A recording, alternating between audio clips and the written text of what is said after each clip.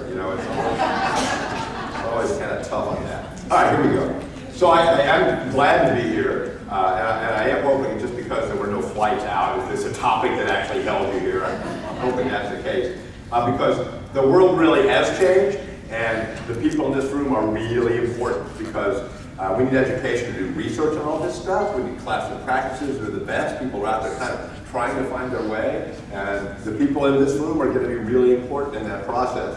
So here's the handout. Let me just point it out to you right now. You think you don't want it, you're going to want it, because this is going to be fast, and you're going to go, what was that? And it's all there. So if you go, that's a QR code if you have a mobile phone on you. How many of you have mobile phones with you right now? There you go. See how much the world has changed. But tinyurl.com/HD handout. It's like, what do you think HD stands for? Whole Davidson, thank you. Whole Davidson handout. So it's not case sensitive, but get those. There's two versions, because this thing's gigantic. So there's one that's a small version you'll see when you go to that site. That's only like 100 things. And then there's the full one where you can see all the links and stuff like that that's bigger. So if you want to pull that along, it'd be great. Because I apologize in advance, this is going to be a fire hose of stuff. I don't have you for very long, so I really wanted to give you everything. When you look at all these different things, AR, artificial intelligence, VR, virtual reality, AR, augmented reality, each of those can be a whole session, and really a whole day and a whole workshop. And I hope within a year you'll be doing workshops in all those things for the people that are going to be teaching our students. So anyway, that's what they are.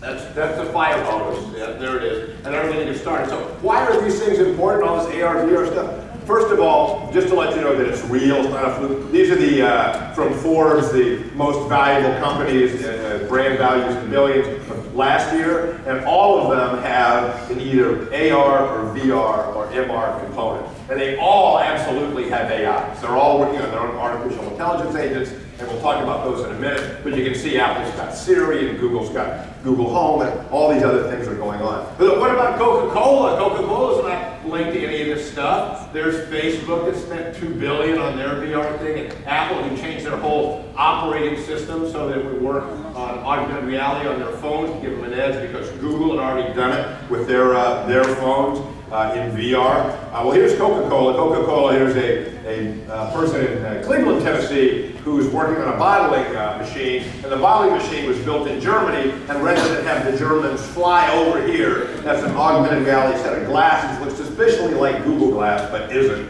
And it means that over the controls, there will be an overlay that shows it what to do, that they're controlling from Germany.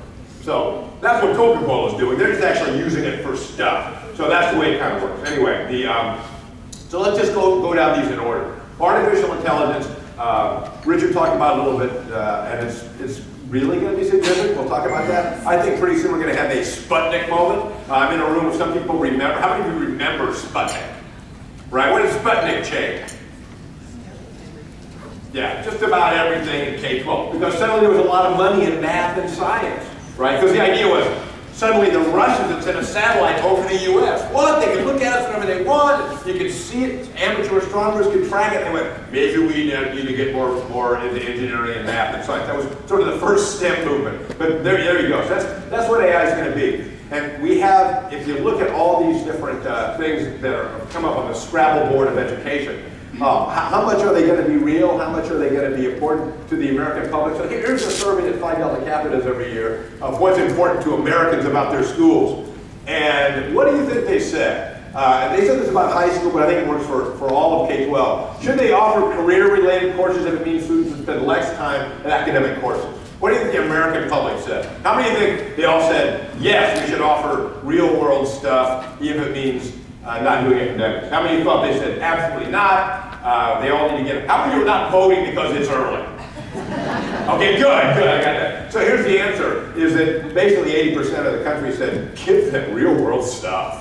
You know, they don't want them living in the basement. They want their kids out there working in the real world, in jobs and things like that. So that's pretty significant. That means if we can bring in the things that are in the world, like AI, VR, and AR, and can use it to teach with, so we can actually, while we're teaching social studies, we can be showing our kids these real-world skills, then it's important. And I'll make the case that these are not just, again, technology things. They are things that work for Coca-Cola. They're things that work for FedEx. They're things that work for a lot of jobs, welding, that we're going to need kids to do. Anyway, so let's get started on AI. AI, this is what Ken Robinson said when he keynoted FUTC this year in January, that it's going to affect everything, more than the last wave of technology. Here's Bill Gates on CNN's being asked about AI. Here's what he said. I'll have to turn that up a little bit, though. I'll tell you what he's saying. Oh, yeah. Here, look. It's this one, right? Uh-oh. Should be working. It was working on the iPad. Yeah? All right, we'll play with it. I'll tell you what they said. Here's what he said. Bill, you said that if you could master AI, it would be worth 10 Microsofts, right? Microsoft is a big deal, right? We try to teach them all those office skills stuff. And he said, yeah. And then he said, what about China? And China, Richard alluded to this yesterday, China has all this stuff going on. You think we're going to beat China in this? This is why it's a sputnik moment. Here's China's secret plan. I found it online.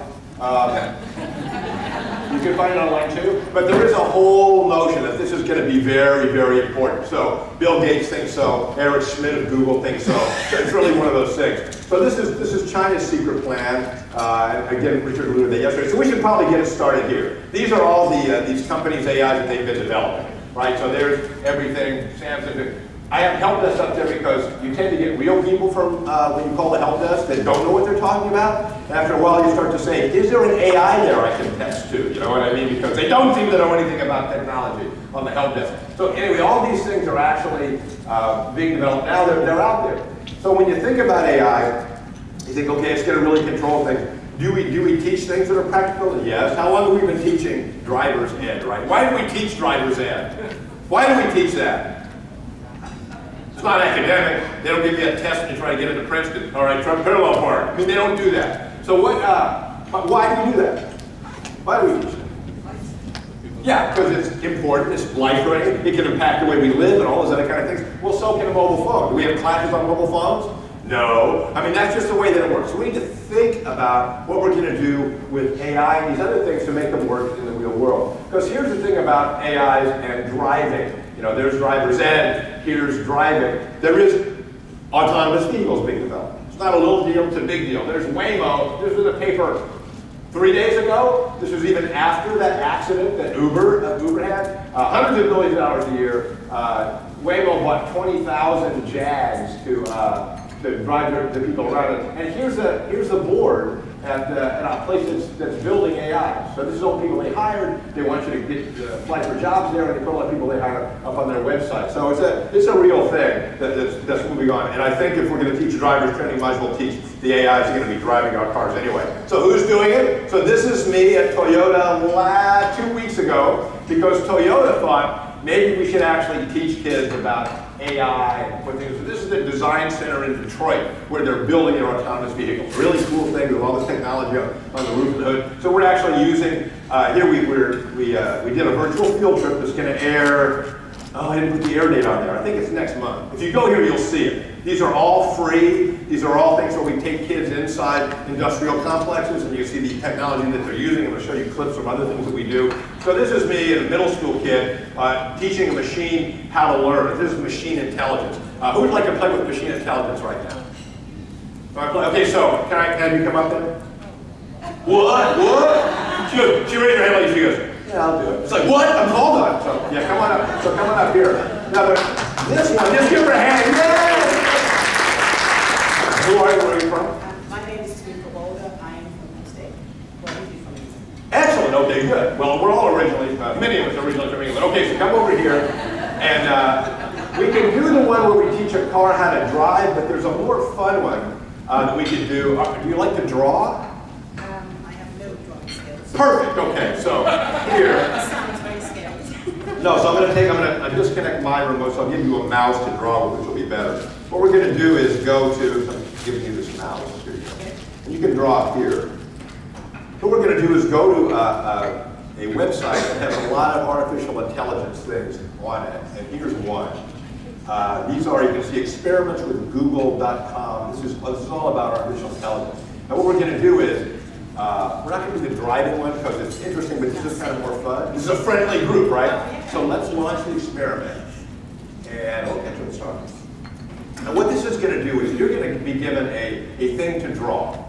And the drawing, what the computer's going to do is the computer doesn't know, this is the artificial intelligence, doesn't know what you've been told to draw. It's going to try to guess. And the way it guesses is by all the data, all the people that have done that drawing before, it's looked at where the stroke started and where it went and when it was. Sometimes it's right and sometimes it's wrong, but that's how it works. You understand the game? Yeah. Let's see how smart these machines are. Okay, so when you're ready, you're going to draw a snake. Yeah. This is good. This got to guess. You can't go wrong. Click, hit, got it, yeah. And then click down the mouse and try and draw something. All right. So yeah. There you go. I see the Great Wall of China, or crayon. I see marker, or river, or string bean. I'm not sure what that is. I see garden hose, or pliers, or baseball bat, or axe. I see spoon. I see arrow. Sorry, I couldn't guess it. Doesn't recognize what you did, but that's fine. You'll think, wait a minute, how about this? You've got 6 you've got to draw. So how about a microphone? Draw a microphone.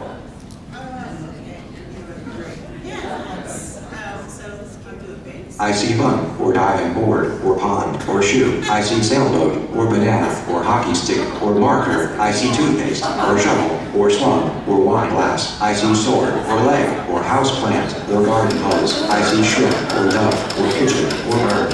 I see seahorse, or giraffe. Sorry, I couldn't guess it.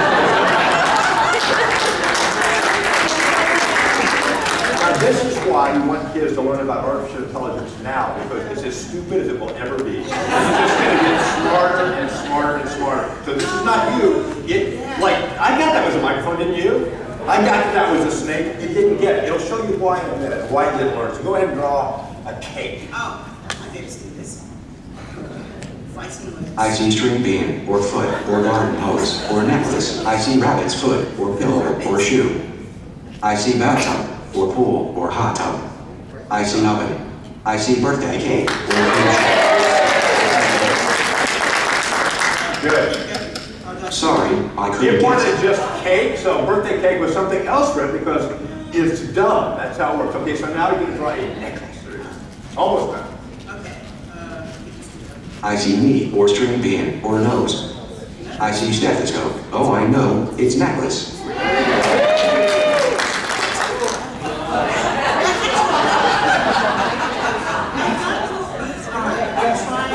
I see rainbow, or boomerang.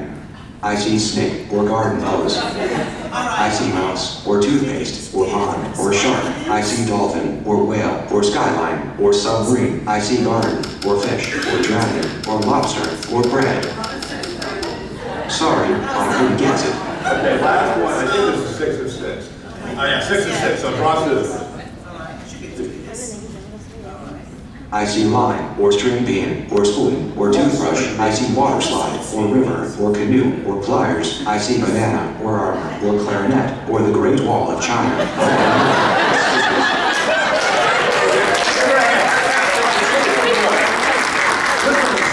And let's see what it is. If you click on snake, the rest of draw snake. This is why it thought it was pliers, because somebody drew it. So you can see what they drew and why it thought. So if you scoot down a little bit, you'll see how it would have guessed snake better.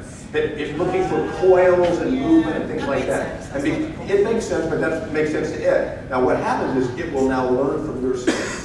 It will not. It should. Don't look at another one and see. Pick one. What did you get? You got do a hedgehog. 'Cause what the heck is that anyway? Yeah, I should know what it is. So scoot down and let's see. It didn't recognize it. So look, nothing grew. Okay, there may not be any data on that. So look at scissors. Because you got that right? So here, oh, it may not be refreshing, but essentially what you get when you take, and let's give her a hand right now. Let's give her a hand. Oh, look at the scissors. The second block would match was lobster. So essentially, this is kind of fun. There are people who draw like most people draw, and it'll get it sometimes in like just a little sketch. It'll go, boom, I know what that is. Boom, I know what that is. So she was not a drawer, so it fooled her. Well, that's a really important thing to learn, right? And if 10 people draw like you, it'll get it after that. That's machine learning. It'll know. And then it'll be able to deduce new things based on what new from you and compare anyway. So that's it. There's a whole bunch of them there on the website. So go and play around with those. That's it. That was an interesting one. I thought that. So hedgehog, what is that anyway? So this is what we did on this one. Was one of those experiments we actually were teaching a machine how to drive, which was kind of an interesting thing. So that's what that one is. Oh, I have to plug this back in because I plugged in your drawing. That was really bold, by the way. Very nice, very nice. So here's the experiment. So it's in the handout. You go, there's a whole bunch of them there that are really kind of fun. That's the one we use for training the drawing. And again, this is what I said before. Really, you want to get kids out there doing this now before they get really, really smart. These things are not that smart. There's a way that they learn. Richard talked about it a little bit yesterday, and that's how it happens. So now, AI, would you spend to get into a classroom $3 million? That's sort of what Watson would cost. How many would pull in your budget, pull in your department, an AI for $3 million? Now you can go to Donors Choose. How about $49? How many go for $49? So for $49, you can get one of these two things. So this is what I carry around all the time, right? This is I carry it around in Tupperware. If you're a thought leader, you got to have Tupperware. That's sort of the way it works. But this is the Echo Dot. This is the Echo Dot. It's $49. You really get it for $39 if you really look around. Now I had it. Usually you say, "Hey Alexa, what is the weather?" Something like that. I actually changed the wake word to computer because sometimes you have to do that. If you have these in classrooms and your classrooms are not totally soundproof, one will be named computer, one will be named Alexa, one will be named Echo Dot. So you can actually not have crossover, right? And if you have kids in a classroom named Alexa, it can get complicated, right? So we call this computer. So computer, will Villanova win? The final four is set. Villanova knocked off Texas. Oh, it's cheating. It's giving us the old score. Anyway, it did predict the Super Bowl winner. So if you ask it who's going to win the Super Bowl, it picked Philadelphia because it rewarded the grit, right? So that's pretty bold. Now, who decides really? It's somebody putting it in there. So anyway, so this you can get for $39. You can pick one of those two things. I would say it's the size of glasses, just so you can do it for scale, but I can hold it up and you can see what it is. For your classroom, you want this, the Echo Dot. Now, why is that? For one thing, I've got this thing so I can plug it into a sound system, right? So I don't have to buy the big tower for $179. This has a little output that will go into things like boom boxes in a classroom. There are boom boxes in classrooms? Yes. I ask teachers why. Because they don't walk away. Boom boxes do not walk out of the room. So you can plug this into a boom box, which is pretty cool. Here's the other thing you can do. You can actually, well, I'll show you this first. This is a middle school, and they're playing using Alexa in the classroom. They have a task. You have artificial intelligence. You have Alexa over here. You have OK Google on the screen over there. You have Google here, guys. This is OK Google, similar to Alexa. And over here, and you can all use Siri. So you can all use Siri. You're on your device. So they had those two, they had Siri. Siri really doesn't compare to these two, that's Google's and Amazon. But when they did their sort of information hunt, they found there were differences between those two units, between the Google unit and the Amazon unit. There really are differences. One could tell you how many patents Thomas Edison had, the other could not, which is kind of interesting. Anyway, that was it. There's a superintendent there, but they were exploring that, so it really can be done. Now, the thing about AI that makes it the gold standard, and the reason I really like the Dot, is that you can make stuff with it, right? One thing to participate, watch, and ask it questions, and questions are good. And one of the things that I got in a handout that time to talk about now is a lot of classroom resources people already developed. Things like homonyms. Give me a homonym. We can ask it for the temperature, and it'll know, but that's simple. But what about the temperature in England? What about the temperature in New Zealand? Then we have a discussion going, right? It's a lot easier than having to look it up. So anyway, there's a lot of stuff, a lot of classroom stuff is in the handout, but here's the thing I like about Alexa. You can code Alexa. So you can have students, K-12 students can do this, but your students can do it too, that write skills for Alexa. What? 25,000 people have already done it. I've coded a skill for Alexa. You build a skill, you build it in one of those languages, you send it into Amazon, they go, approved, just like sort of an app used to be. So you can actually program stuff in. Somebody has actually programmed in teacher thoughts. Alexa, ask teacher thoughts to remind me why I'm a teacher, right? So somebody programmed it in. Now you activate it by saying Alexa or computer or Echo Dot, activate the skill, the teacher thought skill. They'll do that, but it means that people will understand they have control over these things. So I could say, hey, Alexa, ask Site for the conference restroom directions, right? Because that's important for people that have been drinking coffee all day. So where is it? You could do that. It takes 2 weeks to, probably a day to program it, maybe less. I kind of went to Treehouse to learn to do it because you got 7 days free, so I learned to do it in 6 days and didn't have to pay. And then you send it in, it's a 2-week approval. We can do something like that. So your kids could be, your students could be coding for Alexa. All I have to do is the other kind of stuff. It's a good Alexa site. This is Prince George's County. Randy, you know this county. This is in Maryland. Amazon brought them in and said, hey, we want to let you guys do a summer camp. And they all coded for Alexa. Look what they did. Reading impairment. They built skills for math skills and guide students through college application process. That's the skill they built in Alexa. So we can say, hey, Alexa, or hey, computer, walk me through the college application process. And they built that. That's what they did, which is pretty cool. So here's the thing that really is going to matter, I think, for us, and mainly for you, and that's how much it's going to affect education. Now, I will tell you that a lot of people, including IBM, are making the mistake of trying to use artificial intelligence to build, like, personalized learning. You're going to see a lot of these come to schools that we can really do this.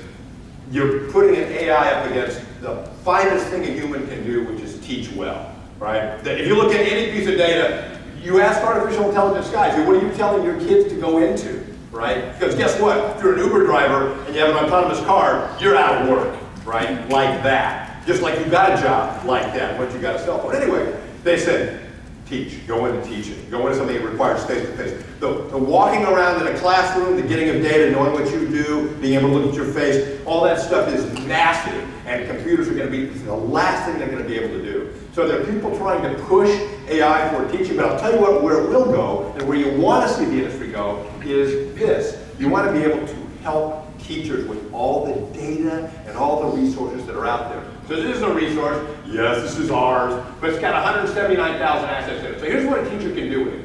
A teacher can do a search for, let's say, Civil War. Are you working? Are you working up there? Oh, no, here we go. Let me. That's interesting. It's showing, but it's not showing. All right, hang on. Let me get out of it. This happens sometimes in PowerPoint. So I'm going to have to just play it big for you. It doesn't always play videos. It's very strange. So here we go. Not that. This. So here's can everybody see this pretty well? So here's a video, and what I can do is I can do a search for, let's say, Civil War. And you're going to see me do that.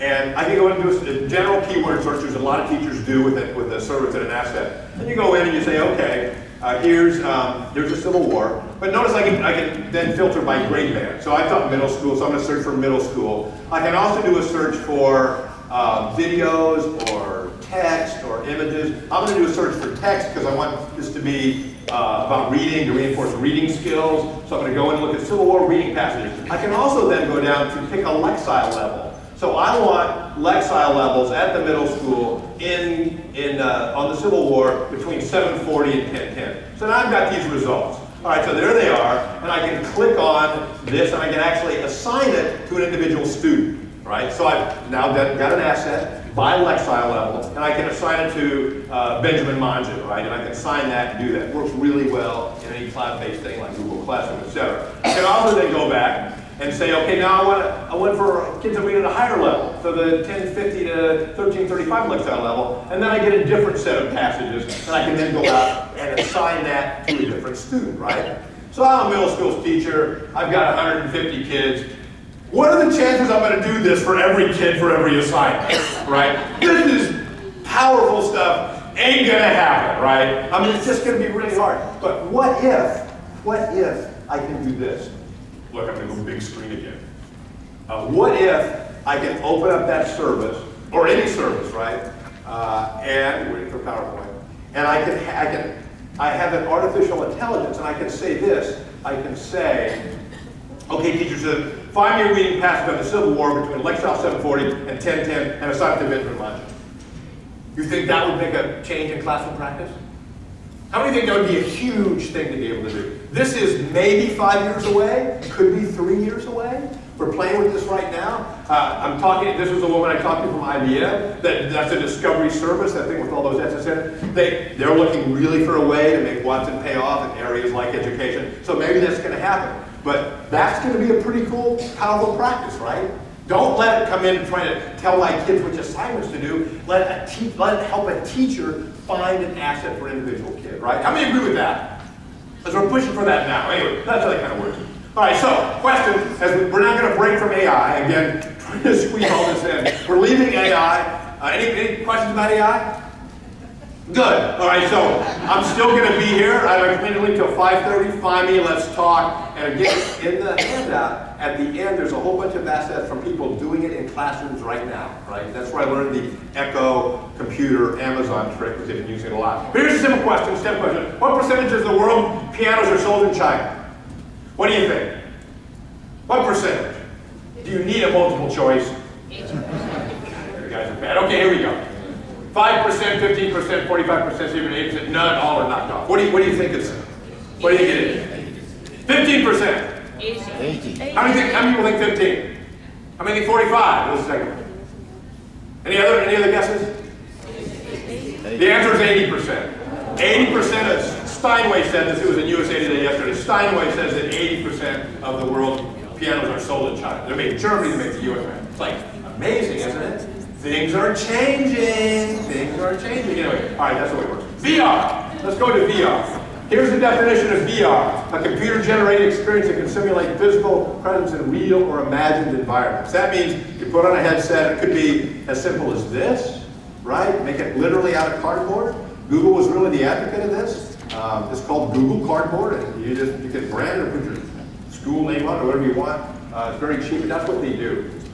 Again, not just a freaky techo thing. How many get the New York Times in here? How many of you get your local newspaper? Isn't that sad? So I still get the LA Times. My wife fights me every day. You know, it's $175. I'm like, okay. But I go out to get my newspaper in the morning, and I'm the only one on the block. Like, I'm the only newspaper in the driveway. So what does that mean to newspapers? Not good, right? So they're trying really hard to do what they've always done, which is bring information and point of view to people. So the New York Times sent out over 1 million of these to their subscribers saying, here's what you want to do. You want to really see what an ISIS battle looks like? You really want to see what a food drop looks like in Syria? Then put this on, go download the app right there, and you can see that stuff. So again, if this is what's going to save journalism, maybe we should start bringing it into schools just so they know how it works. The definition of VR that you saw at the beginning was from USA Today. USA Today has a whole section on this. Again, we'll see if they get traction. But you want to talk about the wall, visit the USA Today section on the wall, where you go down in VR and you're looking down the wall and you're interviewing people on both sides of the wall that you hear and see right there. That's a pretty good thing. Again, we haven't caught up to that. The user base hasn't caught up to that yet, but it could. Stop! Computer, stop! It's playing the Kansas fight song. What does that mean? Kansas State, excuse me, Kansas State fight song. Anyway, okay. So, that gives me a sign. Got the Super Bowl right. Anybody here betting it? Anyway, all right, so, virtual field trip. So this is, again, this is a field trip we went on. We took kids to Lockheed Martin. What does Lockheed Martin do? Yeah, they build stuff, right? They engineer, aerospace, defense, they do all stuff. So we took them in, and this is, again, the field trip is online, it's free. We do this all the time. The link that was in the previous one will take you to all of them, but this is the one for Lockheed Martin. And here's an engineer at Lockheed Martin explaining how they use VR. So I'm taking you to our 3D immersive cave system. So this is a virtual reality system where we can bring in our 3D models to look at them in an immersive 3D way. A decade ago we used to build plywood or cardboard mock-ups to do this type of work, but now we can do it in our cave system. So, one of the things we might be looking at is how the technician might get in here with a torque wrench to fasten down these boxes right here. So we're really able to sort of lay out the whole spacecraft in an optimal way, so our engineers and production folks can put this together in an effective manner. I love my job. Yeah, of course you do. It's a great job. So, what did they used to do 10 years ago for that? How did they build those models before? Don't make me play the video again, boys and girls. You used to do it by hand out of cardboard, plywood, right? That's the way we do dioramas now, right? Maybe we're going to do 4th grade VR dioramas. It's possible right now. Anybody building VR? Somebody here yesterday was. I'll show you from UT Austin. I'll show you what he was doing in a second. But this is again a real skill you have. So it's real. Here's this is superintendent at a conference out on the show floor because they were. Good. You gotta check this one out. It's pretty good. They're selling virtual welding kits. So this is not actually a welding kit, but you put on the helmet and it looks like you're welding. It's an actual simulation of welding. The weight of the wand is the same. It's all right. So rather than have a bunch of welding kits and all the safety involved. That's pretty good what I see. Steady hand. So there it is. Anyway, so can we teach underwater welding? It's a little thick. Yeah. Is that a pretty important skill? Yes. Could you get a job out of high school doing that? Yes. So again, VR, real. Let's try to sneak into the social studies, and maybe we'll then be ready when this kind of thing happens. So this is what district administration said in June of last year. Really marketable skill right out of school. That means again. We need to sort of integrate that into the curriculum. We'll talk about how it works better. So here's how it actually works. How many of you played with VR before? How many have not played with VR before? Okay, yeah, so there's some up here you can play with, but essentially you download an app to your phone, and I'll give you a whole bunch of them that you could explore. But you download an app to your phone, then you take your phone and you put it inside something like this, launch it. It's a stereoscopic thing. It plays to both the left eye and the right eye, and you are there. You are there. So you haven't done that, come up, we can play around. But it doesn't mean you have to be immersive like this. In a classroom, you can also have them like this. Put the phone in. Here's a VR display. You put it in like this. This you can 3D print this little puppy. You buy the lenses on Amazon, and then I'm able to do it like this when I'm not immersed. The ones that the teachers I've worked with like the best are these. They look like those old things guys used to wear in movies. But you put it over this and you're there. Then you can look at the VR and still see what you're doing over there. You know what I mean? I can still do that. I'm not lost, you know, what I do. So that's how this stuff can work. So this is also VR. These are about 15 bucks. Again, it's in the handout, but that's how VR works. Then you download those apps. So the apps you download, there's a list up there. You can kind of see it, but I got a whole bunch more again in the handout. So when you do that, there's different levels. There's a low end. These things cost about $5. You can probably get them cheaper. McDonald's used to let you make them out of Happy Meal boxes. Anybody have one of those? Those are kind of fun, right? Happy Meal boxes. Because it's just cardboard, and you put 2 lenses in. Better to buy them than to make them because the lenses really have to be just right. It's kind of crazy. So the medium ones cost about, I don't know, it's a mobile phone. Google makes Daydream, so you have to buy a Pixel phone to make it work. The high-end ones, like the Vive, the Oculus Rift, the HoloLens, are really 200 plus. And really, these things end up costing about $1,200. They tell you the headsets are $399, and they really are. But you got to have a gamer computer to play it. They really want to have a Microsoft game ready. So I resisted for a long time. So if it doesn't work on a Mac, I don't want it. Finally, I wanted it enough on Black Friday to buy a really cheap gamer computer that works, and it's, believe me, fantastic. If you have a PlayStation, you can actually buy the headsets and it'll work with the PlayStation. So this is the high end. The high end's getting better. Oculus Rift right now will blow you away. You put it on, Google Earth is a killer app in it. You actually fly around the Earth. It's like so, anybody done that? Done Google Earth in a Vive? Or one of the high end ones? Oh, it's so cool. Anyway, people come back, they say, we got back from vacation in New Zealand. And I go, come down to this basement. And we put on the Vive, they show me where they went. Like, oh, look, there's the Airbnb. Oh, look, there's this. Like, I'm there. I paid nothing. You know what I mean? I'm going on. So it's really fun. So that's how those things work. Here's the low-end ones, $2 on up. These are the cardboard ones. Cardboard ones can be problematic in a classroom, although people do it. You get that forehead grease thing going right there, right? And you want headsets, but you want the foam kind, not the inner ear kind, because no middle school kid will ever put something else in their ear that somebody else has had in their ear. So, but anyway, those are cheap. You can get the plastic ones for $17 to $29. Those are probably a better deal. You just got to explore and see how it works. The phones are different sizes, and different things can do different ways, but that's sort of the low end is too. So here's again the apps. This is in the handout. Kathy Schrock has a huge guide to apps. If you just do a search for VR apps for K-12, there's a huge list, but again, I have a bunch of them in the handout. Should you go to tinyurl.com/HD handout. This is one of the ways that I think we're really going to see it have impact. This is called Mel Science. This is Mel VR. This is a kid that puts on the headset. This is actually the Google system, the middle price one. And then you're in a lab, and in the lab, you're totally surrounded by the computer on table, stuff like that. But when you look at something, you can actually zoom in to the molecular level. You can go down and actually fly around through atoms and see how atoms act. You can label the atoms if you want. In graphite, they vibrate. You can see that stuff. You can actually take atoms apart if that's what you want to do. This in real life is a very dangerous thing to do, to split atoms. So, because it's an explosion when you do that. Just for those of you who are in the arts. Anyway, that's how it's works. So that's pretty cool. So that's a fun one.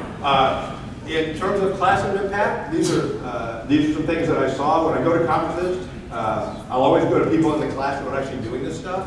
I get all their handouts, I share them with you. It's just like going to 8 sessions in one by the time you get there. But this is a special needs class. It was a high school. There's the teacher. One of those teachers that you watch what they do and you realize, I taught about math, we feel like this big because they're so fantastic, with all the work they do. And you go, I used to teach too, but not like this, I was so tired. But anyway, she's fantastic. So they decided to do social studies in VR with special needs kids. And she showed some videos. Can't show you the videos because the parents haven't given permission, but you see kids in VR, and hey Carl, what do you see?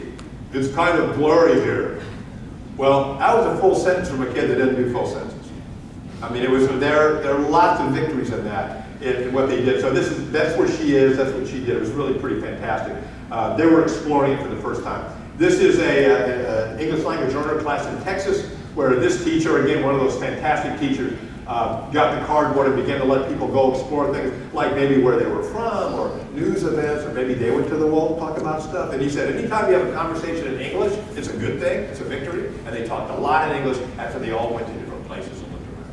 So this district, Cleburne, ISD in Texas, ended up doing the whole district. They said, if it'll work for your class, maybe it'll work for everybody's class too. So pretty cool. So this is out there. It's out there, it's happening, and it's effective because it's working with kids. Anyway, so that's it. Here's the easiest way. I'll just show you this. If you're doing this, you can buy headsets, go get an app, and do all that. Or this again is one of ours, but you can. This is a cloud-based resource, a cloud-based textbook. And if you scroll down, there's the VR. Discovery VR is free. You don't need to be in the service to get it. You just download Discovery VRs on your phone. You'll see it. But in a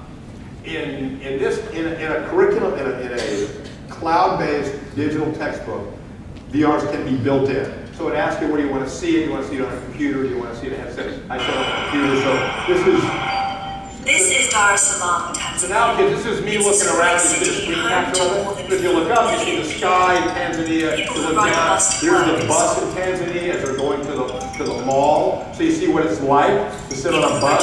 This is the mall in Tanzania. And the more you know sort of about where you're going, the easier it is to try to learn facts about the middle class and after, which is what the curriculum is. So again, if we become aware of the power of VR, then we can start to lobby for that to be integrated in the curriculum so teachers don't have to go out and look and find it every time, right? Would that be easier? Would that be easy? Like, click here and here's the VR. So that's being done. When you're, again, just classroom practice, like anything else, if you keep talking to teachers, you want to have a plan. We're going to go look at the pyramids. We're not just going to go look around and go, ooh, look, pyramids, it's so cool. You want to actually have a goal. Here's what I want you to look for. Here's what I want you to see. Who's there? How many people are tourists? How many people are locals? Things like that.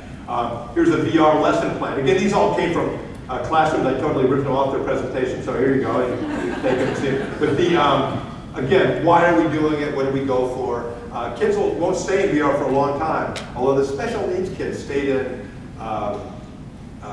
sometimes 20 minutes, a whole lot longer than what's, in my observation, is normal. But this is what you do in a classroom. Also, if you're going to use the high-end stuff like the Vive or the Oculus where you put on a headset, here's what you learn to do. Have a mirror in the room. Because some people will not mess up their hair putting on a headset unless they can fix it afterwards, you know what I mean? Because it's middle school. Anyway, so little things like that. But this is, those are lesson guides in VR. And again, best if you can make it, right? So let's talk about making VR. Anybody like to make a VR? Quick make it. How many of you made VRs before? How many have mobile phones? Same question. All right, so who wants to make a VR with a mobile phone? Okay, good. First hand. See, it's just this table? Is it just, so would you come up here then? So what I want you to do is, I want you to see it on this mobile phone. So this is my daughter's old iPhone that I found in the garage. But how many have phones you're not using? Right, do they still connect to the internet? Yeah. Do they still play the apps? Yeah. Camera still work? Yep. Can do all that stuff. So you can still use it. Wait for PowerPoint to die here. So I want you to see it though. So here you go. I'm going to launch QuickTime. I'm using a Mac. You do it a little bit differently on Windows or Android. So here's QuickTime. I'm going to launch new movie recording. Can you see that? So here, come over here just so I'm not the only one in the picture. Thank you, see. But instead of using the camera, I'm going to use the phone. So there's Paul's iPhone. That's what I called it. The first time you do this, it'll say, hey, do you have permission? And you'll say yes. And I'm going to make the microphone also come out of there. So now you can actually see what we've got. So we're going to launch an app called Pano 360. I want you to stand down there and be better. And this is just a charging cable, like you use to charge your phone. This happens to be 15 feet long. You know, I got it online. So here you go. You can see that, right? Well, let me make it. You might know how to go full screen in QuickTime? Command F, Command F. Okay, here we go. So now, see all the things you learned just along the way. So there you go. So why don't you hit start? Yeah, so we're going to do a VR of this room. So there you go. And you can start and you just move it around. There you go. And look, here's me. There's a middle school kids do. Then they go over here and they're like hit it 3 times. No, there we go.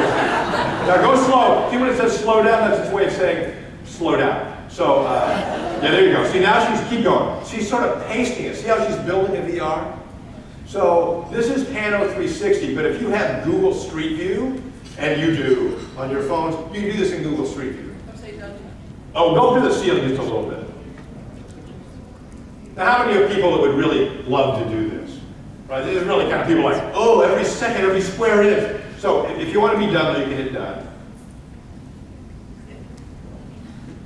Oh, that's going to be an interesting one. Okay, so here you go, and look. So now we have it like this, and you can either look around like this, or we can actually make it so you can see it. So that's kind of like a periscope. So look around and actually move around, you can actually see.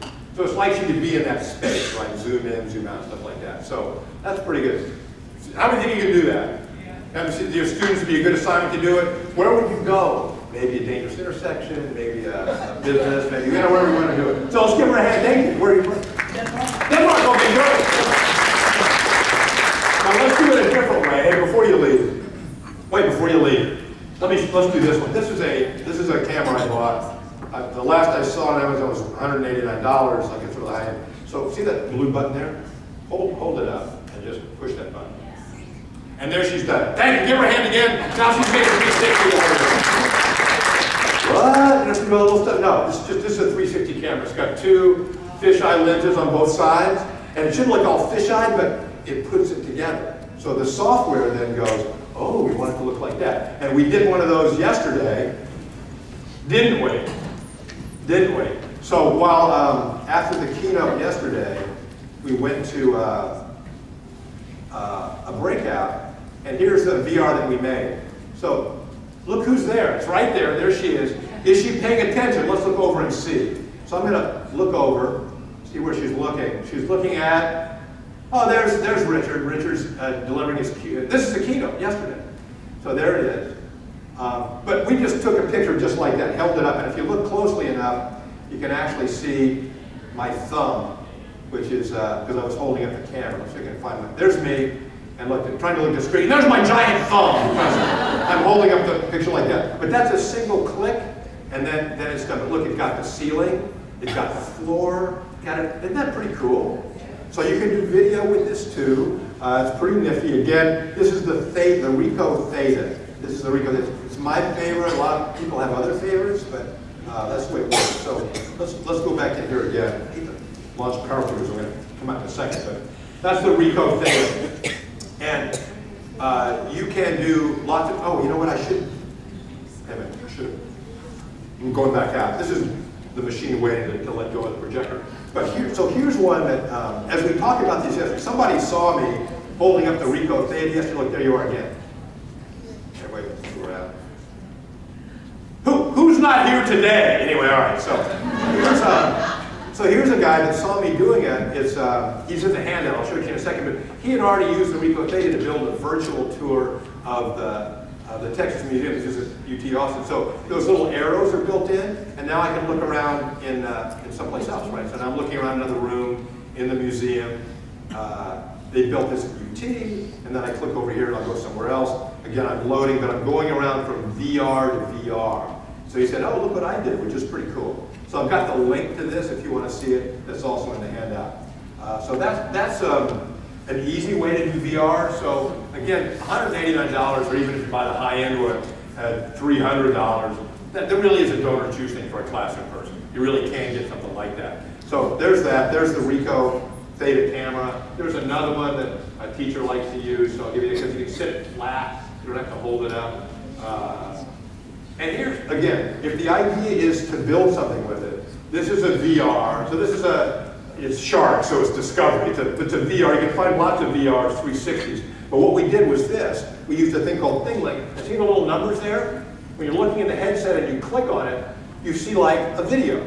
So this isn't just a look around the coral reef. You actually can click on an instructional video and see what that is. So the kid will look over here, click a button, and there's a Google form. So you can actually ask questions inside the VR. Why? Because it's in the cloud, right? It's in the cloud, which means that anything in the cloud, like a Google form, can also link through to that VR.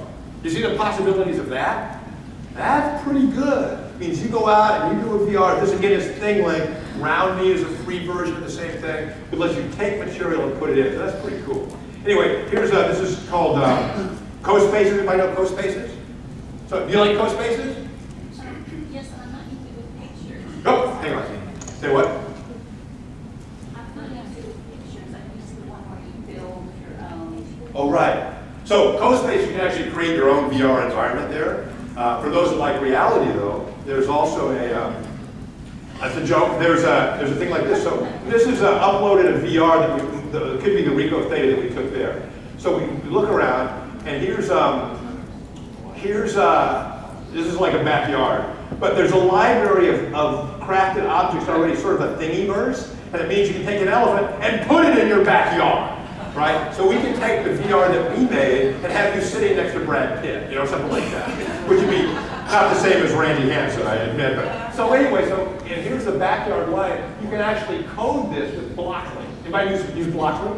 So you've got a VR image that you pulled something into that you built, and you can code it to say things like, hey, go talk to the front yard elephant, you know what I mean? So this is coding in Blockly. So we're not just looking around and going, oh, look at Egypt, how cool the pyramids. This is something where kids have constructed something in VR that uses both code and things crafted in the universe, which is what you use for 3D printing. Isn't that amazing?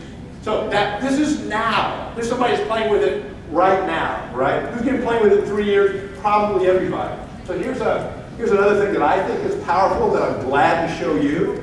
This we shot in a Pennsylvania classroom. This we like to think is a really good teacher.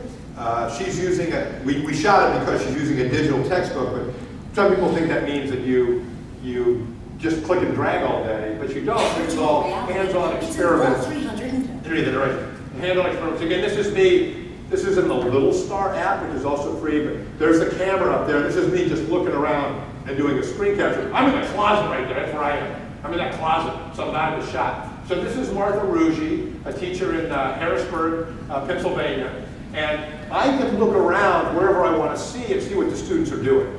So what that means is, it's a video from a class, but not like, I'm looking at you now, not looking at you, not looking at over here. It's like, I look wherever I want. You can live stream this. I've been in a room where teachers have on headsets. They're live streaming from another classroom. So once that's sitting here, I can look around and see what the kids are doing. How many think that can impact classroom practice when you do it like that.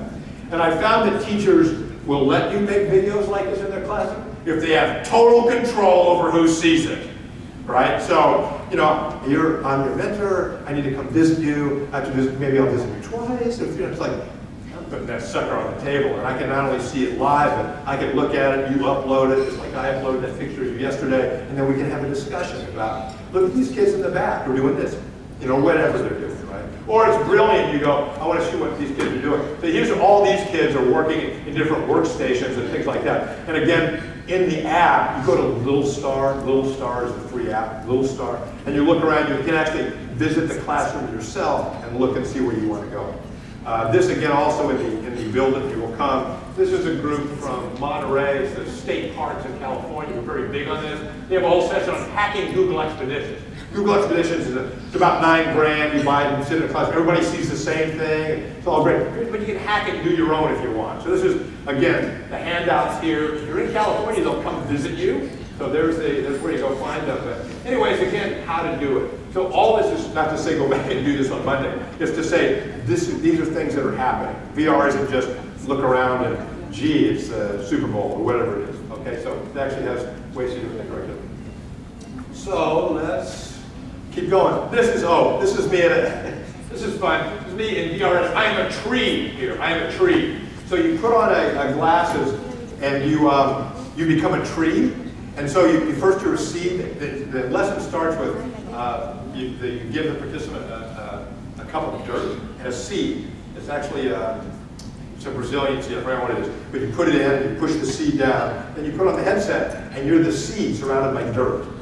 So I've talked to people and they went, I was a little claustrophobic in the seed. But the seed slowly pushes its way up through the dirt, and then you're in the sun. And then your leaves grow. So be holding up. So then you have leaves suddenly, and you're going higher and higher and higher. And then what happens is, this is the video? Oh, well, no, this is when a fire comes in the forest. These guys don't do this in school, but they actually light matches and then wave the smoke into your nose. And you're going, whoa, what was that? But, so the tree burns down. You hear the guys with the chainsaws, and they're burning the forest. You know, do it for cattle ranching, whatever they're doing for. And people tell what the heck, and they're like crying because you were the tree, right? And you see yourself on fire. It's like, ooh. Anyway, so VR has really powerful ways to do it. There are people that are using VR for fundraising now. We're going to go in, we're going to talk about water, and you know, good clean water is a good thing. Now I'm going to put you in a headset, and you're going to follow this girl's path because she goes to get water from the river 4 times a day, and it's a 2-hour ride. The big thing. You do that, and your check just goes up by 0, right? So this is the thing they're already starting to do. But that's what it works. So that's a VR. This is from the guy from Austin yesterday when he did the VR. One thing he learned. And it was Jason Herron. So he shared this with me yesterday, so I'm sharing it with you. Hot off the presses, boys and girls. This was a different presentation than it was 2 days ago. So anyway, here's what he did. He learned that when they're wearing a VR headset, he can track where they go. And people that had not been to the museum before, they put on the headset. Remember, you could click on a link and go into the other room, and click on a link and go in the other room. They tended just to stay in the front. It's like, oh, look. If they'd been to the museum already, something they were familiar with, they tended to go out and look. They went to see T-Rex skull or something else. So again, research and data like this is really important. You know, is it going to be more important we're going to go to Egypt? Are you going to test better if you're familiar with Egypt or Tanzania? We really need kind of data like that. This is pretty cool. So there's the site I showed you. There's the URL. And anyway, Jason, it's pretty good. Here's another thing I think is hugely important. Please, somebody do research on this. So, how many of you suspect that in America there are kids that have trouble reading? You look deep into the data. So, this is a professor from the University of Colorado, Denver, and his basic thesis is, and it makes sense, that a lot of problem in reading is tracking. You know, you tracking and things like that. So he showed me some videos that, you know, you do these pictures of a kid reading it. They go across the line, they go too fast, and they go back, and they try to find a key word, but they're not doing it like you and I do. We're all successful academics, right? You go left to right and all that kind of stuff. But those are the same kids that get nauseous in VR. So he said, hey, at the age of 4, I can let a kid do this, and if they get kind of upset and nervous is because they're moving too fast for their brain. Because you can physically move too fast and you start to get nauseous because your brain's disoriented, right? And if that's true, then maybe I can make you slow down so your eyes and your brain work together. And his notion is, if I can do this, I can maybe not only diagnose reading problems before they come, maybe I can remediate. I can mediate that a little bit. You know what I mean? If I can make you learn to do this, then I'm going to say, yeah. So possibilities. What do you think? You're like, yes. So write a paper. Anyway, that's how this works. There's his QR, and I can tell you more about it, but I haven't seen the data yet. So this was just in January. There it is, a little thing that he shows you how focus works and all that kind of stuff. It was really interesting stuff, so that's in there too. But I thought I'd show you this. But I'll leave you with this. How many of you ever watched a home improvement show? Okay, all right. So my wife watches home improvement shows. This, by the way, is the most expensive show you can watch on television. Because you learn vocabulary like this. Let's blow out a wall.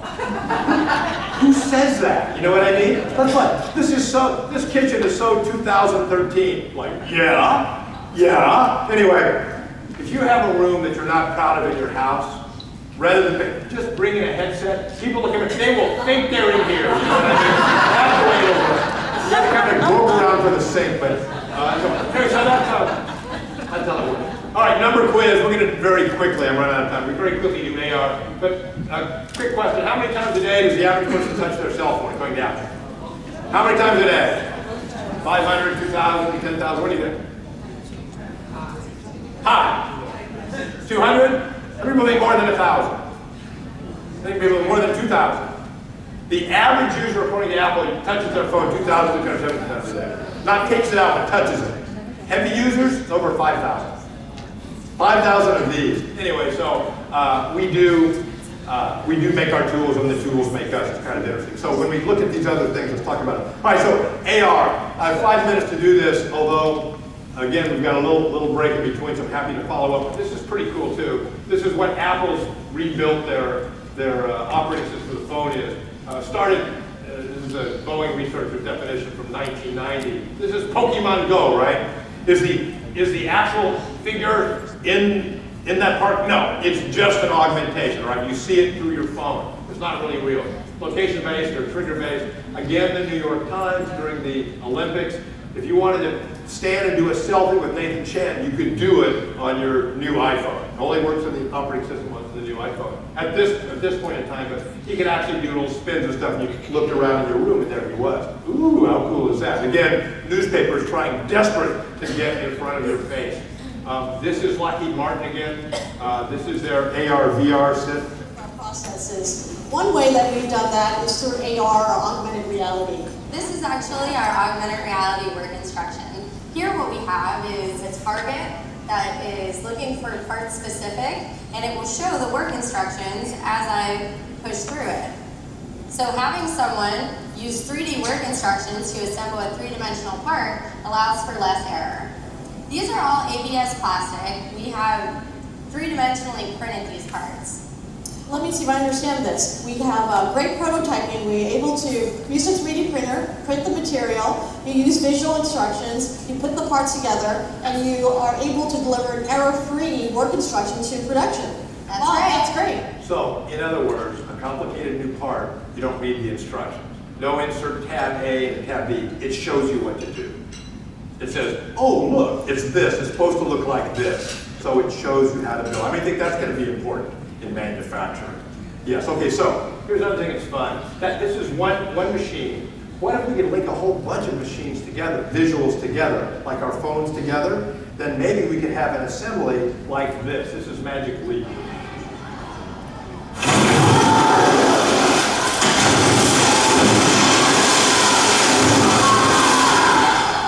Ooh, want to see it again? There it is.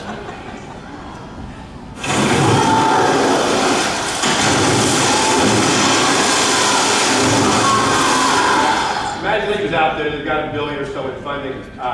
They made this video before. You knew they were going to have to wear something. This is what their headsets look like. But the headsets all tie together, so they're not location-based in the same way that it has been in the past. Anyway, we'll see. That supposedly is ready for prime time by the fall. We'll see if it is.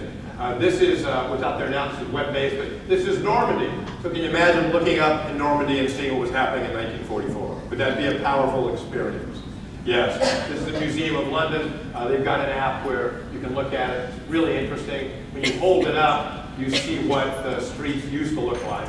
So here's London today. Through a phone, you see what London looked like in 1940. Pretty interesting.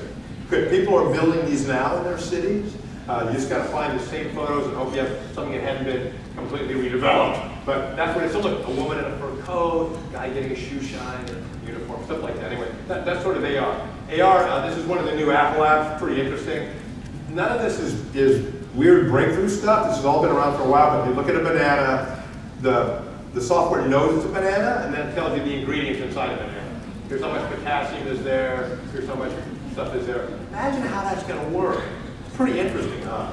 So suddenly information that lives in the cloud can be really, really cool. All right, so if you want to see something you can take back with that? How many of you are elementary? How many secondary? I mean, you work with elementary people. How many work with secondary people? I work with everybody. Right. How many of you are never going back? So there's a couple of things I'll show you, mainly because 5 more minutes, maybe. This is fun. This is a coloring book page. If we had more time, we could actually color it. But who over here would like to play with some AR? Over here. Okay, so yeah, come up. You're close. Come on up here. There you are. You've got all the pictures already. So I'm going to launch. This is free. This is called Quiver Vision. So here's you download this coloring book page. This will make it very popular at Easter. Anyway, the coloring book page, and it's already colored, I know, it wasn't time.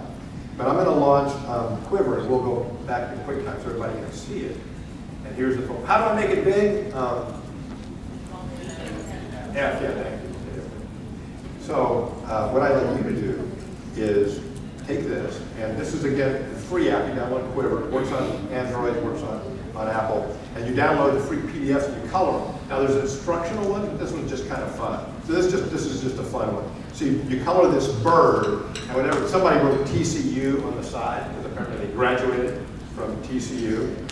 So I'm going to have you hold this, and you want to show the whole screen. The information has to be on the whole screen. So let's do that. So you click on the play button here. And now hold it. Now watch what happens. Suddenly we've got a 3D bird, right?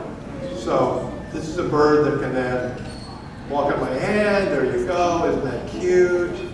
But see how it says TCU on one side, but like on the other, there's TCU, but it then flips it. So it's like inverse. Isn't that kind of fun? I did it that way. Oh, come on, give me an awe for that. Isn't that fun? Oh. So, all right, thank you. So was it? Give her a hand. Thank you. So what was the app that did that? What was the app called? Quiver. Okay, so Quiver's good. Very quickly, I'll show you this because you liked this book yesterday. So this is a book called The Fantastic Flying Books of Mr. Morris Lesmore. How many of you know this book? Oh look, the whole table there. No one else. It's the only place they sell it is Amazon only delivers to that table. Anyway, so here it is, but have you played with the AR part of it? Oh, you have? Is it? You have or have not? You have. Okay, so here's what's fun. This has both AR and VR in it. Here's the app is called the Magnetron. It's a story about a guy that loves to read and loves books, and all the books get blown away in a big storm. Oh, here's the storm. So here's the page. But what's nice about this is you're now all in the storm. Look, here's the storm, and there it is, and you're there. See the grandmother going by. Come on, give me a little waving here. Come on, it's a storm. Thank you. Good, it's a wind going, but that's kind of fun, huh? So, you want to see the one on the intestine? No one ever does. All right, so, but here's another thing that's fun, is that finally, I want to ruin the book for you, but he does find where all the books have gone. So here he is, and now he's in the room, and this is VR. That was AR before. Here's VR. Now I'm actually inside the room. And it's hard to hear, but the books are trying to read themselves to me.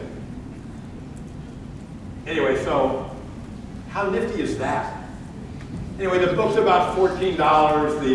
The app used to be free. I think now it's like $2, something like that. So this is a book that has AR and VR inside it. That's pretty cool. One of the things, again, quickly, oh, I still have 4 minutes according to this is a program called HP Reveal. HP Reveal is a free app, and it lets you develop a channel like a school channel where you can build material in. So here's a middle school yearbook, right? Middle school yearbook. With this teacher and I worked at a workshop one time. Next year she sent me the book because in this book, it's not only a print book, but if I hold it over the cover, listen to this. Oh, I've lost the sound. It worked. Apparently, I've got too many apps open. But so this is the yearbook staff. Here's the teacher going, "Hi, this is Miss Martin. This is the yearbook staff, and we hope you had a good year. And now inside our book are some secret auroras," she said, because it used to be called Erasmus. The HP bought it's now called HP Reveal. So what we have is rock music plays, and we now go through the hallways. But isn't that cool? So suddenly, another school. This was in Florida. In Florida, they take the yearbook. And if you're in a yearbook, essentially your legacy, if you're like most people, and not being credit, you're a 1-by-1 picture, right? A 1-by-1 picture. Just said, if you send us your picture and data or a video or text, when we hold it over your picture, we'll see more about what you did. They said, everybody's a star in this school. Send us the material. And it's really easy to build, so you build stuff like that. Anyway, here's one we did in Texas. This was the whole state. We did this, I'll show you at the Bush Library, but it means that this was a social studies book, and we wanted to turn it into a STEM book. So I put up a Google Doc, and any school in Texas, anybody here from Texas? Any school in Texas could then log on, and they picked the illustration they wanted to augment, right? So augment. So I did the first one. This is the cover, and on the cover you're going to see the librarian.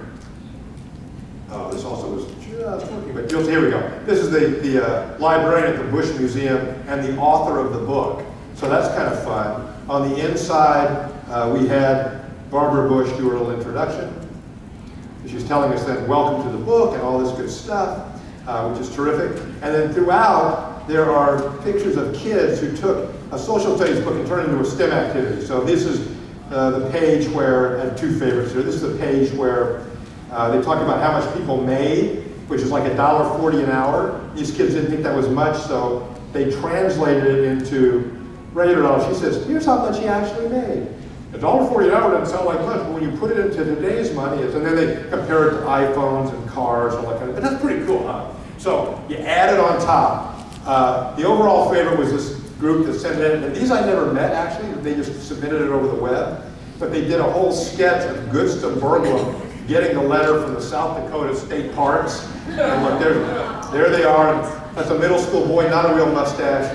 2 middle school girls. And they talk about igneous rocks and how the mountain. They actually found a picture of Mount Rushmore before the heads were on it.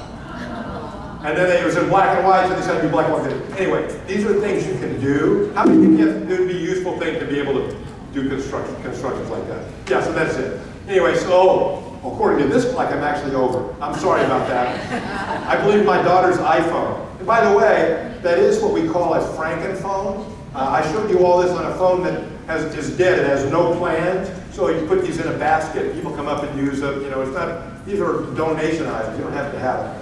Anyway, all that stuff is in here.